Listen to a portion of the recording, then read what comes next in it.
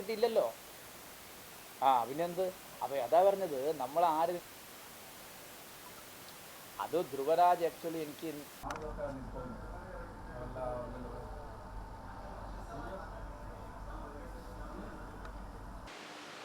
ಈಗಾಗಲೇ ಮುಖ್ಯಮಂತ್ರಿ ಮತ್ತು ಉಪಮುಖ್ಯಮಂತ್ರಿ ಮಧ್ಯದಲ್ಲಿರ್ತಕ್ಕಂಥ ಕುರ್ಚಿ ವಿಷಯದಲ್ಲಿ ನಡೀತಾ ಇದೆ.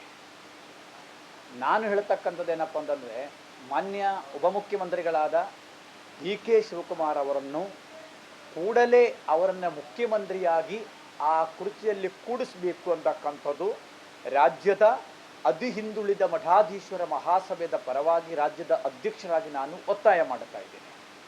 ಯಾಕೆ ಅಂದರೆ ಪಂಚರಾಜ್ಯ ಚುನಾವಣೆಗಳಾಗಲಿ, ಮಕರ ಸಂಕ್ರಾಂತಿ ಆಗಲಿ, ಯುಗಾದಿ ಆಗಲಿ, ಎಲ್ಲ ಆಗಲಿ ಆ ಥರ ಈಗ 3 ವರ್ಷ ಬಂತು.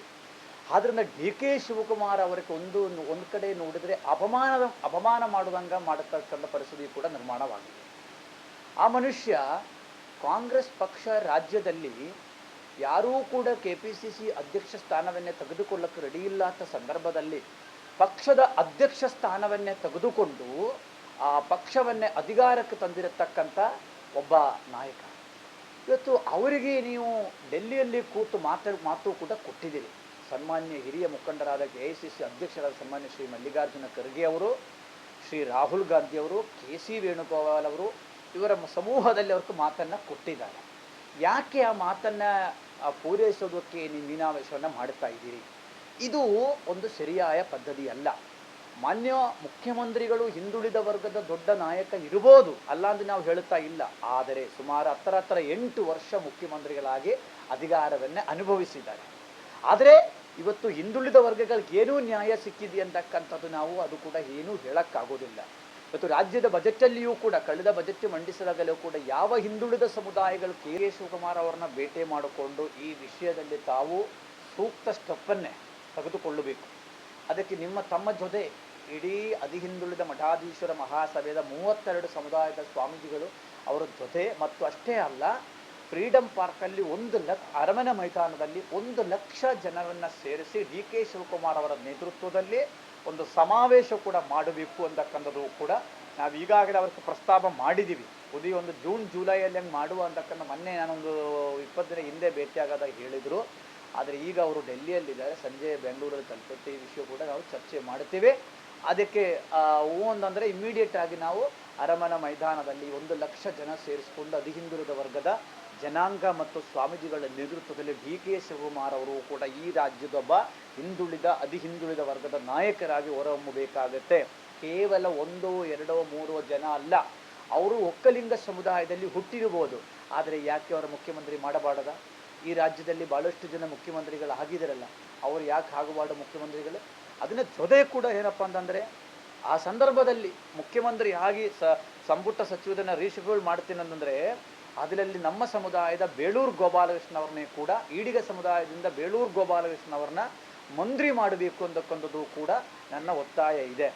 ಈಗಿರತಕ್ಕಂಥ ಮಂತ್ರಿಗಳಿಂದ ಸಮುದಾಯಕ್ಕೆ ಯಾವುದೂ ಕೂಡ ಲಾಭವನ್ನೇ ಇಲ್ಲ. ಹಾಗಾಗಿ ಬೇಳೂರು ಅವ್ರನ್ನ ಮಂತ್ರಿ ಮಾಡಿದರೆ ಸಮಾಜಕ್ಕೆ ಏನಾದರೂ ಒಳ್ಳೆಯದಾಗಬಹುದು ಅಂತಕ್ಕಂಥ ಭಾವನೆಯನ್ನೇ ಇದ್ದೀನಿ. ಮುಖ್ಯಮಂತ್ರಿಗಳು ಮಂಡಿಸಿದ ಬಜೆಟಲ್ಲಿಯೂ ಕೂಡ ಯಾವುದೂ ರೀತಿ ಅತಿ ಹಿಂದುಳಿದ ವರ್ಗಗಳಿಗೆ 1 ರೂಪಾಯಿ ಕೂಡ ಅವರೇನು ಮಾಡಲಿಲ್ಲ, ಘೋಷಣೆಯನ್ನು ಮಾಡಲಿಲ್ಲ. ಹಾಗಾಗಿ ನಾವು ಮೇ 15 ಮತ್ತು 16 2 ದಿನ ಕಾಲ ಕಲಬುರಗಿಯಲ್ಲಿ 32 ಸಮುದಾಯದ ಸ್ವಾಮೀಜಿಗಳಾದ 2 ದಿನದ ಚಿಂತನ ಶಿಬಿರವನ್ನು ಇಲ್ಲಿ ಇಟ್ಕೊಂಡಿದ್ದೀವಿ.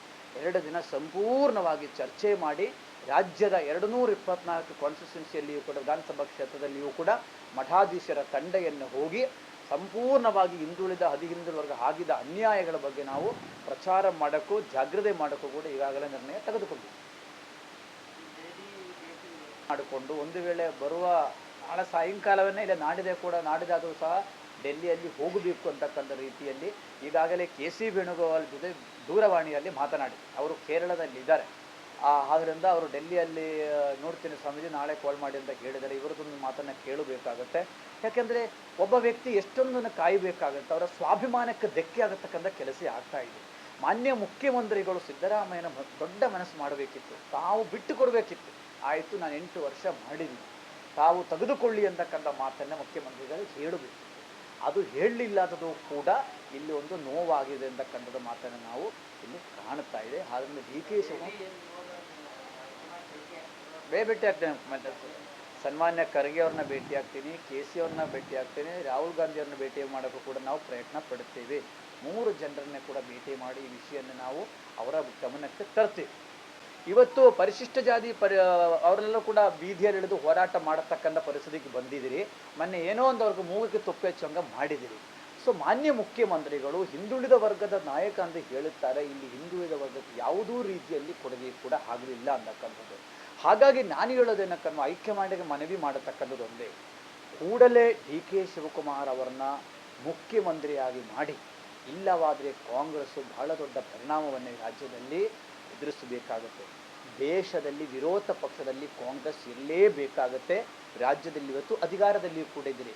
ಆದರೆ ಇದು ಮುಂದುವರಿಸಬೇಕಾದ್ರೆ ಆ ಸಾಮಾಜಿಕ ವ್ಯವಸ್ಥೆ ಏನಿದೆಯಲ್ಲ ಅದು ಕೂಡ ಸರಿಪಡಿಸಿಕೊಳ್ಳಬೇಕಾದ ವ್ಯವಸ್ಥೆ ಆಗಬೇಕಾಗತ್ತೆ. ಅದಕ್ಕೆ ನಾವು ಹಿಂದುಳಿದ ಮಠಾಧೀಶ್ವರ ಮಹಾಸಭೆಯಿಂದ ನಾಳೆ ಬೆಂಗಳೂರಿನಲ್ಲಿ ಸನ್ಮಾನ್ಯ ಉಪಮುಖ್ಯಮಂತ್ರಿಗಳನ್ನ ಸದಾಶಿವನವರಲ್ಲಿ ಮನೆಯಲ್ಲಿ ಭೇಟಿ ಮಾಡಿದ್ದೀವಿ.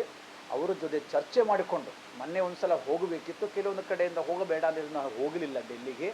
ಈಗ ಹಂಗಲ್ಲ, ನಾವು ಸುಮಾರು ಒಂದು 25 ಜನ ಸ್ವಾಮೀಜಿಗಳು ಹೋಗಿ ಅಲ್ಲಿ ಕೂಡಬೇಕಾದ ಪರಿಸ್ಥಿತಿಯನ್ನು ನಿರ್ಮಾಣವಾಗುತ್ತೆ ರಾಜ್ಯದಲ್ಲಿ. ಹಾಗಾಗಿ ಡಿ ಕೆ ಶಿವಕುಮಾರ್ ಅವರು ಕೂಡ ಹಿಂದುಳಿದ ವರ್ಗಗಳಿಗೆ ಸಾಕಷ್ಟು ಸೇವೆಯನ್ನು ಮಾಡಿದ್ದಾರೆ. ಸುಮಾರು 8 ಸಲ ಅವರು MLA ಆಗಿದ್ದಾರೆ, ಮಂತ್ರಿಗಳಾಗಿದ್ದಾರೆ. ಅದು ಅವ್ರಿಗೆ ಯಾಕೆ ಕೊಡೋದಿಲ್ಲ? ಅವರು ಪಕ್ಷಕ್ಕೆ ದುಡಿದಿದ್ದಾರೆ. ಅವರು ಆ ದುಡಿದಕ್ಕೆ ಕೂಲಿ ಕೊಡಲೇಬೇಕು ಅಂತಕ್ಕಂಥ ಮಾತು ನಾನು ಹೈಕಮಾಂಡಲ್ಲಿ ಒತ್ತಾಯವನ್ನು ಮಾಡ್ತಾ ಇದ್ದೀನಿ. ಇದು ಒಂದು ವಿಷಯ.